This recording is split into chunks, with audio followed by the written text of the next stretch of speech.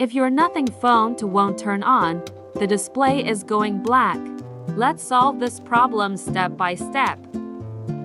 Step 1. Charge your phone for 25 to 30 minutes. Step 2. Check charger and cable. Try using a different cable.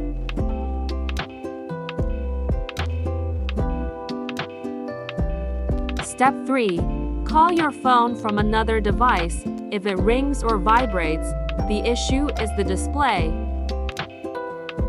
Step 4. Force restart your phone.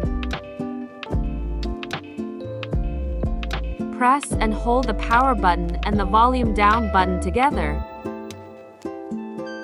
Press the volume down button to change phone mode. Press the power button to select the mode.